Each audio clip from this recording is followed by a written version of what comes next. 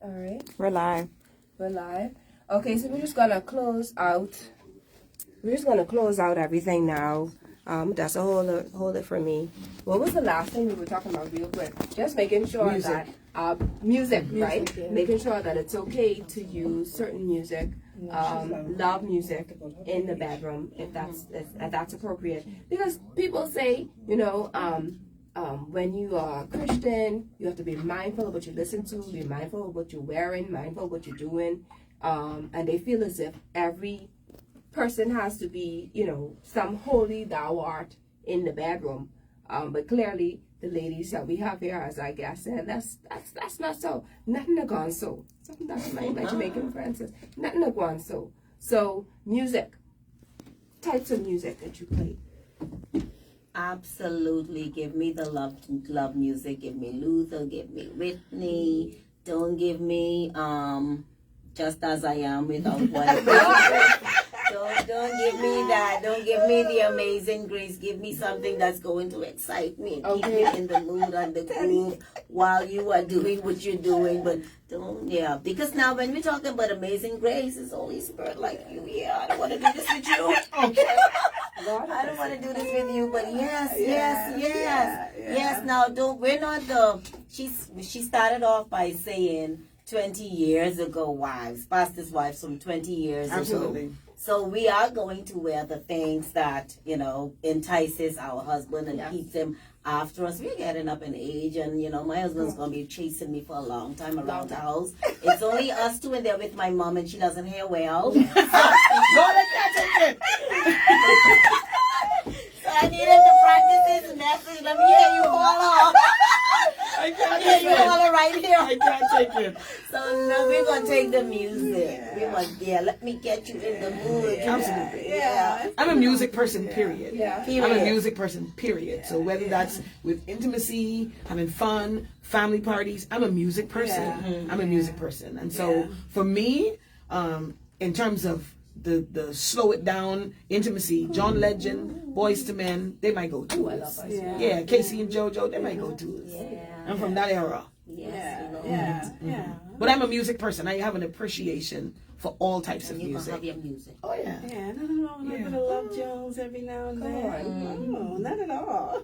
Right. All right, so we're gonna wrap it up, ladies. And my final thing is, this is words of wisdom for those who are tuning in. If you could offer a piece of advice or words of wisdom to other pastors' wives or individuals in similar roles, what advice would it be? We're going to start with Pastor Olivia. There's really, outside of the Bible, well, first of all, to wives, there's no blueprint for your marriage. Yeah. So let's not try to build our marriage based on our neighbor's marriage, our parents' marriage. My parents' marriage didn't work. So clearly mine is not built on what theirs was built on. So there's no blueprint for you. What is going to assist you is what you and your husband, you all come together and have that conversation. Communication strengthens relationship. Your responsibility is to please him, wives, as his is to please yours. And for God's sake, remember that you're now married. So, which says, and we did not understand this before we got married, and most people did not hear it before they get married. But now that you're married, you have found the one that you are willing, and you determined that you will spend the rest of your life making him happy. So I'm going to spend the rest of my life making one Raymond Keith Wells happy. Not Raymond Joshua Wells. No, not that one. Raymond, not that one. He would there. love to think so. He's going to He would break love my to think heart so. if I try to, because one day he's going to find his one. Of course. She is coming. Yes. But we have to, you and your husband create your life. You all create your world together. And remember, you're already married. Live for him. It's no longer about just you. Make him happy. Trust God. Make him happy. When we counsel couples, well, as Pastor Tim and I, we counsel together, and we would tell them, create your brand. And your brand means, like Olivia said, whatever works for you. I had a very good example of a loving husband and a wife in my home and where I grew up in. Pastor Tim came from a totally different setup. And so whatever it takes for you to create, and we are wrong in church world because we put so much pressure on us to be something else as opposed to being okay with who you are. And so when you fall below the expectation of what the sister in the church says or what the mama says or whatever, then you feel like something's wrong with you. But at the end of the day, what works for both of you together. And your brand says, I have a sister-in-law, her husband does all the cooking, and that's okay for them. She doesn't have to go in because he is the chef. But in the church, they say, oh, if you don't cook for your husband, you ain't doing it right. But so in the confines of your home, you establish himself from the very beginning, and then it evolves. Sometimes the roles change, but you evolve as you change. I always talk about seasons. I love seasons because I know the season's going to end and it's going to come something. So when your season change with it. At the end of the day, you're pleasing God, and I tell them, wherever Timothy Fitzgerald Johnson is in this world, he could be in the deep jungle of Africa. He could be in the ice cave in Iceland or Alaska. All I want him to think about is coming home to me. Okay. All right? And so that's what I work on daily, and vice versa, because he wants to come home to me. That becomes our sanctuary. The marriage is a partnership. It's I love being married to him, and vice versa.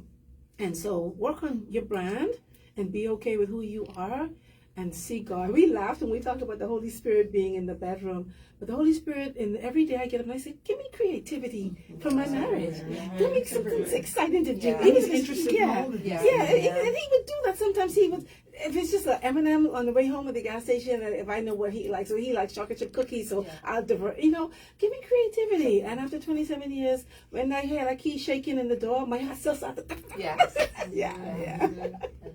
I think my advice would be to the women that's listening today is pursue authenticity. Pursue that. And invest towards being your authentic self. And whatever that changes to be, because it will change. Yes, it will change. But be passionate about pursuing authenticity.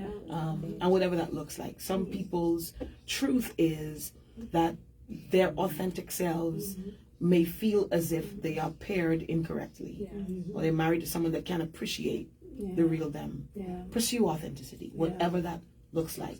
I am I promote womanhood strongly, sometimes over being a wife.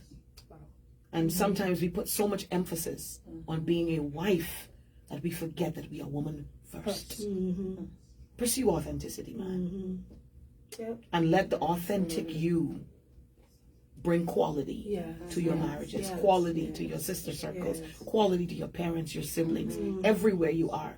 Let you be an asset because you found your authentic self. I love that. That's good. Listen, that's some deep advice there. That's some nice nuggets, nice wisdom, insight to close us out today. I want to thank you for coming, Pastor Olivia Wells, Minister Deanne Johnson, Pastor Cleo Williams. Thank you so much for your words of wisdom and encouragement for those who have been listening and tuning in. Let this not be the last time that you all are here, okay? Because I already have an idea that already popped up from the time you all was here. So I will be calling you shortly. Don't ignore my calls now.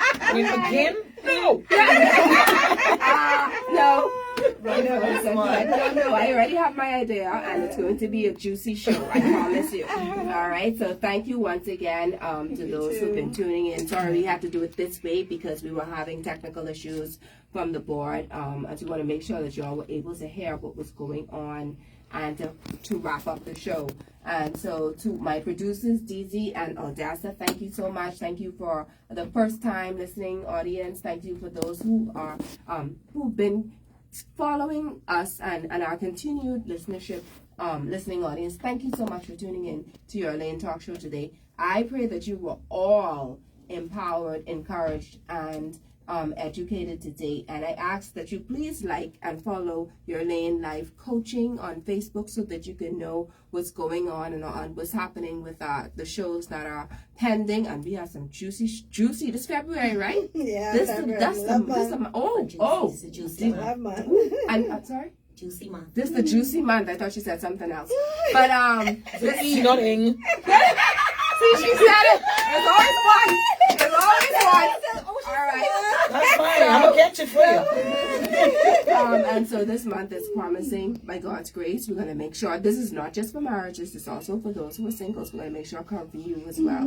All right. So tune in, and we're gonna upload both of these lives tomorrow, God's willing. So if you want to go on YouTube, you can go ahead on Coach Trish Hannah. You'll see the lives there as well. All right. Blessings to you, and have a happy Sunday.